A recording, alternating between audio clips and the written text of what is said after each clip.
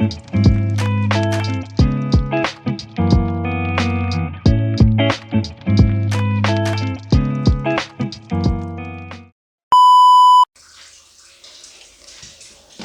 morning! What's up, mga momshies? And welcome to our channel, The Crisis. And Mommy Rev here. And today, it's Friday here in Lebanon, Good Friday. Again, walang pasok si Nanura dahil sa Lenten season. And nandun pa sila. Tulog pa yung mag-ama. Actually, si Habibi is panggabi ngayon. So, maaga ako nagising at napakaganda ng sikat ng araw. Ayan, nakapaglaban na ako. Tapos, o diba, ang bilis ko. But ngayon, ang gagawin ko is, nahugasan ko na rin ang aking basurahan. At ngayon naman, aayusin ko ay etong mga woods. Ayan. Naayos ko na no isang araw yung kalahati. Kasi makikita nyo guys, yung katas nung kahoy nung umulan, para siyang nagmarka, 'di ba? So ito naman, tong mga nakakalat na to dito, ito ang aayusin ko kasi yung kusot nung pinaglagarian nila nung nabasa, ayun kumatas siya. Ayan para tuloy may langis yung sahig. 'Di ba? Parang hirap nilinisin. So, ito muna pagtutuunan ko ng pansin ngayon. So, let's see kung magigising si Papa sa ingay ng gagawin ko. Yala, and magdidilig muna ako ng halaman. Okay? So, ayan, tapos na ako magdilig. So, pagtuunan naman natin ng pansin itong aking sahig. Dahil nagmamarka na yung katas nung kahoy. Ayan. Kita ba ako?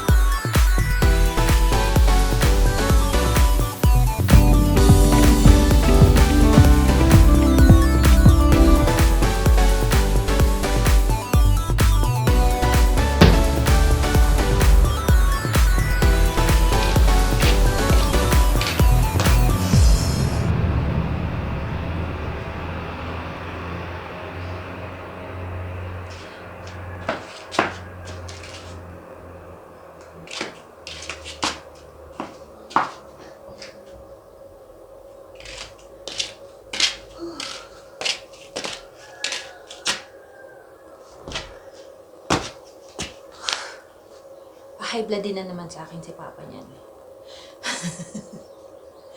High blood din mo naman yun. Kasi ginalaw ko na naman yung mga kahoy. Ay, pahinga muna tayo. Ang init.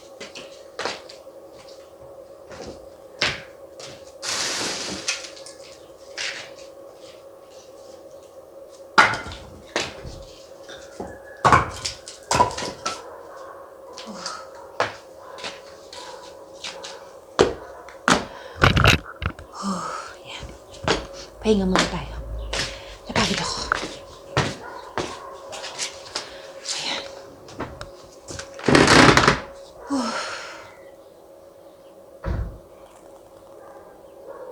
Ayan. Kahit pa paano medyo okay na siya tingnan, diba? Wala na yung mga kusot.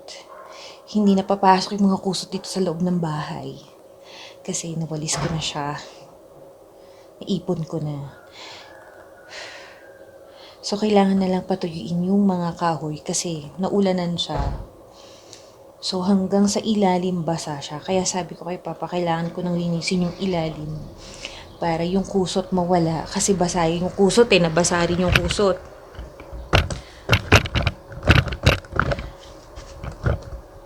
Nabasa yung ilalim. Sabi ko, unti-untiin ko na lang. Sabi niya sa akin, wag na wag mong gagalawin. Dahil mabigat yung kahoy. Ako nang bahala pagka nagka-oras. Sabi ko, kailan? Kailan ka magkaka-oras? Kailan? Kailan ka magkaka-oras, di ba? So, yun. Ngayon, panggabi siya, hindi ako muna matulog kasi galing sila dun sa kanilang kandidato. Silang dalawa ni Baba. Ano oras na sila umuwi kagabi? Kasi ngayon, malapit na rin yung election dito. At sila yung nag-a-assist sa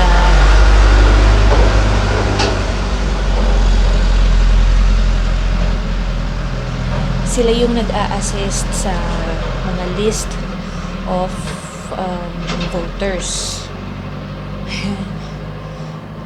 Kaya ano oras na rin siya nakauwi.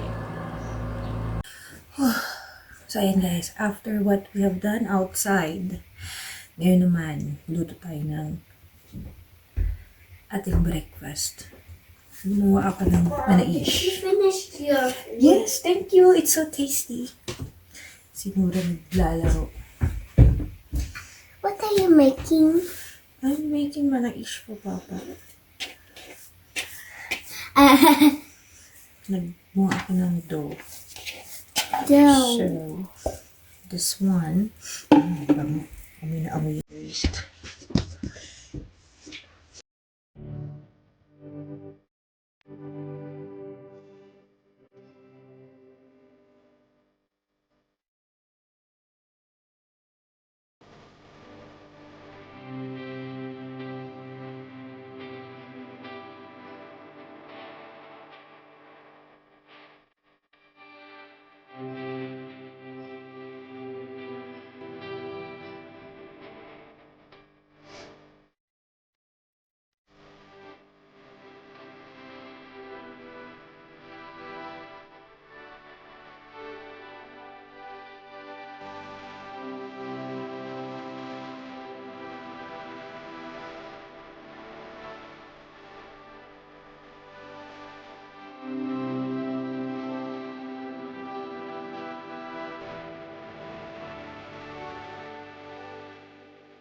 Ito na yung ating pangalawang sinala. Mama, Yes.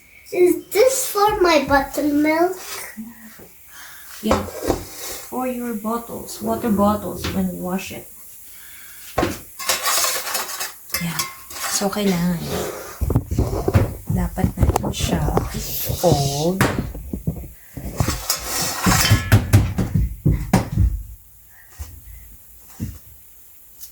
Para madaling kainin.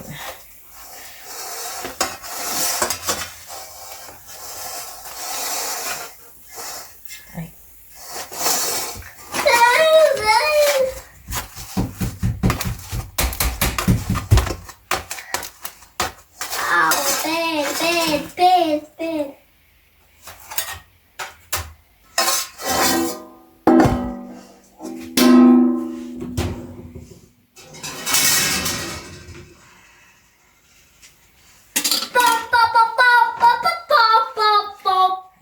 isa hindi masyado naging toasted, but this one is toasted.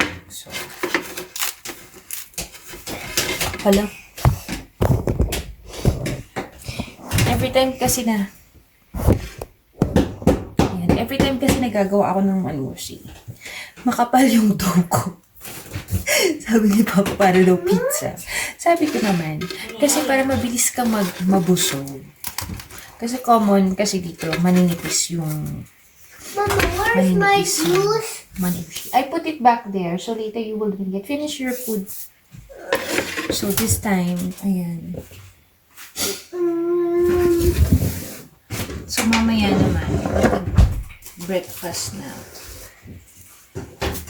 I will reheat ang ginawa ko kahapon.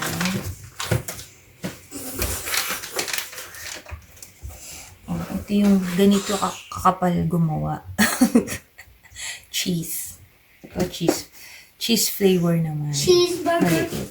Tapos yan, mamaya i-reheat ko na lang to para sa akin, tsaka para kay Nora. Diba? So it's ready.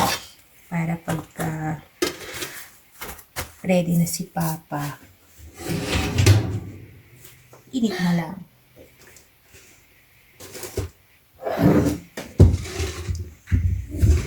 Tapos, sasama pala kami sa kanya sa alay ngayon dahil bibili ako ng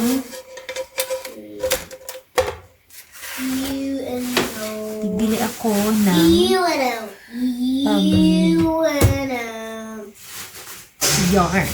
Bibili ako ng yarn para sa aking... Nora! Sasama pala kami yun kay Papa kasi bibili ako ng yarn para sa aking gagawing costume ni Mira para sa kanyang birthday. Ang Moana costume. You like Moana costume? Yeah. So, hindi ko na pala napakita sa inyo yung... Ito pala papakita ko sa inyo yung finished product. Yung finished product ng aking ginawang cardigan. Yan. Diba?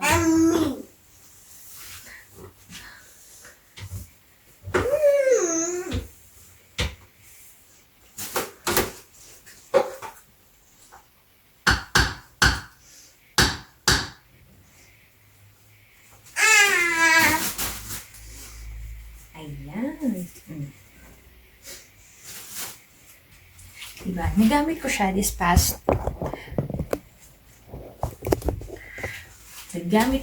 past few days na nagtaglamig. Ayan. What a birthday! Diba? Ayan. Actually, yung sarap niya kasi What a birthday! talagang ang cozy. Kasi yung ginamit ko rin yarn dito is makapal. So, nakita siya ni Nora. Sabi niya, Mama, I want the same.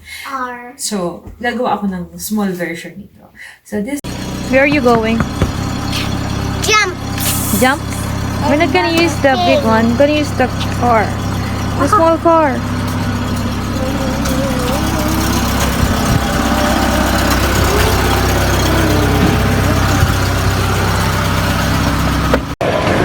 Wait, hold on. Yeah, gonna show. Go ahead.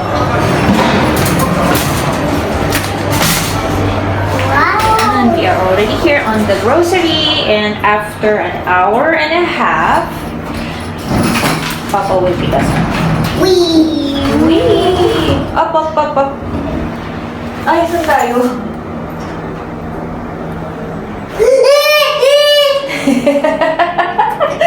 What happened? What happened? I'm scared of falling. You get scared? Okay, go. Okay, let's start on this side, baby. Where? Here. Here. Ow! Mama, Just, baby, wait, hold on. Just follow Mama, okay? So we will not be able to you missed anything. Come here. Wala kami sa grocery now. We are going to get some sponge. It's a big one. Shopping, go shopping.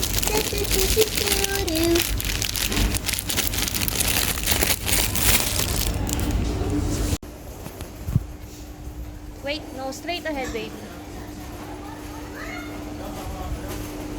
Straight ahead, straight ahead. Hold on.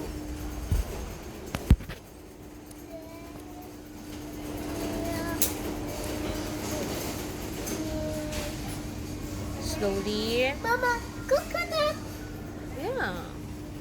The coconut nut is a giant nut.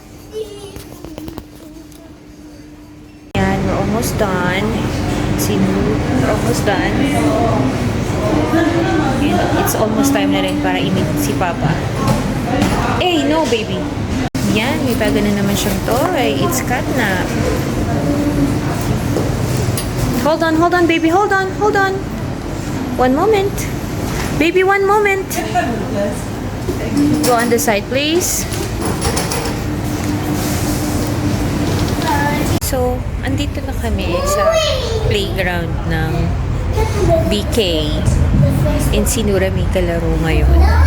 And hindi ko sila makuhanan ng video kasi baka hindi type ng father here. Pero ang bait ng bata. So far, right? And tuwan-tuwa si Nora kasi nakakausap niya ng English. Magaling mag-English yung bata. And napaka-finish niya for 7 years old. Nakakatuwa. Here, one, and one. Here, wait. Di ba? Now go to this side. Wait. Hi! Let's go. Say hi! Natutuwa siya sa fountain. Nakita namin.